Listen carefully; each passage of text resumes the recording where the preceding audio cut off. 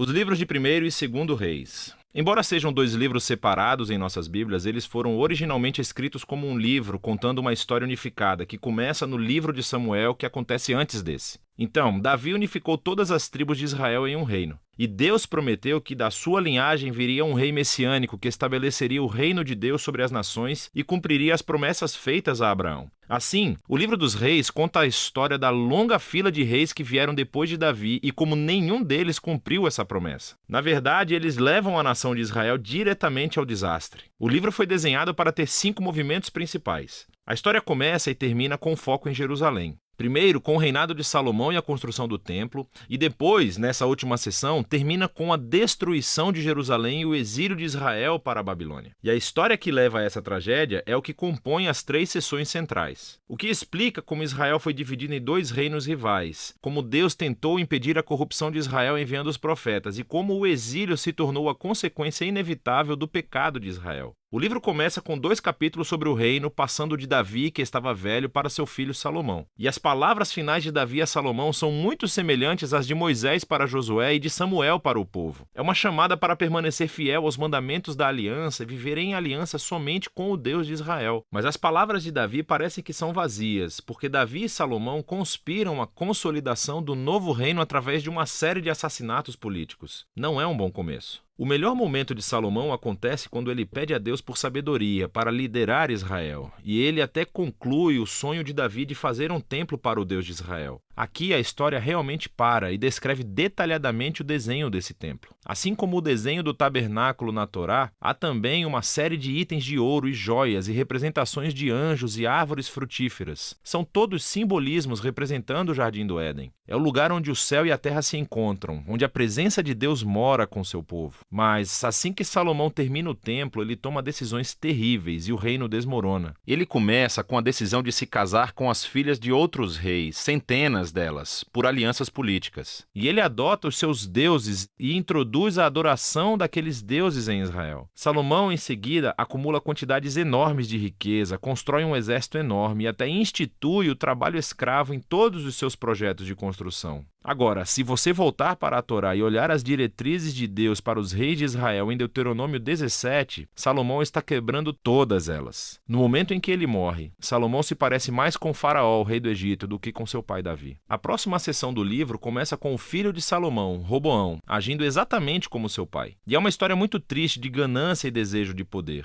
Ele tenta aumentar os impostos para o trabalho escravo. E sob a liderança de Jeroboão, as tribos do norte rejeitam essa ideia, rebelam-se e se separam e formam seu próprio reino rival. Agora, na história, você tem o reino do sul, Judá, centrado em Jerusalém, com os reis da linhagem de Davi, e esse novo reino do norte, chamado Israel, cuja capital, eventualmente, será Samaria. Jeroboão também constrói 2 novos templos para competir com o templo de Salomão no sul. Ele coloca um bezerro de ouro em cada um para representar o Deus de Israel. A conexão com o Êxodo 32 e o bezerro de ouro é bastante explícita. A partir desse ponto, a história vai e volta de norte a sul, traçando o destino de ambos os reinos. Cada um teve cerca de 20 reis sucessivos, e à medida que o autor apresenta cada rei, ele avalia o seu reinado através de alguns critérios. Eles adoravam somente o Deus de Israel ou instituíam adoração a outros deuses? Eles confrontaram a idolatria que existia entre o povo, e eles permaneceram fiéis à aliança que fizeram com Davi ou se tornaram corruptos e injustos. E de acordo com esses critérios, o autor não encontra bons reis no norte de Israel, 0 de 20. E então, no sul de Judá, apenas 8 dos 20 recebem uma classificação positiva, o que conecta ao outro grande propósito deste livro. E esse é o de introduzir a função dos profetas, figuras-chave na história de Israel. Assim, na Bíblia, os profetas não eram cartomantes, pelo contrário, falavam em nome do Deus de Israel e exerciam a função de vigilantes da aliança, o que significa que eles clamavam por idolatria e injustiça entre os reis e o povo. Eles estavam constantemente lembrando a Israel do seu chamado para serem uma luz entre as nações, para que obedecessem aos mandamentos da Torá. E assim, os profetas desafiaram Israel a se arrepender e a seguir o seu Deus. Nessas sessões centrais de cada rei, Deus então levanta os profetas profetas para responsabilizá-los. Os profetas mais proeminentes são os do norte, Elias e o seu discípulo Eliseu, bem aqui no meio do livro. Elias era um homem selvagem, vivendo no deserto, e seu arqui-inimigo era o rei do norte, Acabe, e a sua esposa cananeia, Jezabel. Juntos, esses dois instituíram sobre Israel a adoração ao deus cananeu Baal. E assim, em uma história famosa, Elias desafiou 450 profetas de Baal para uma competição, para ver qual deus era real. Ambos construíram altares e oraram aos seus deuses, mas somente o Deus de Israel respondeu com fogo. Depois disso, Acabe usa o seu poder real para matar um agricultor israelita e roubar o vinhedo de sua família. E Elias novamente confronta a injustiça de Acabe e anuncia a queda do seu reino. Elias finalmente passa o manto da sua liderança profética para um jovem discípulo chamado Eliseu, que pede por 2 vezes a autoridade de Elias. O que é fascinante aqui é como o autor contou 7 feitos miraculosos de Elias, e então ele apresenta histórias de 14 atos de poder de Eliseu. Ambos os profetas eram claramente homens notáveis e desempenharam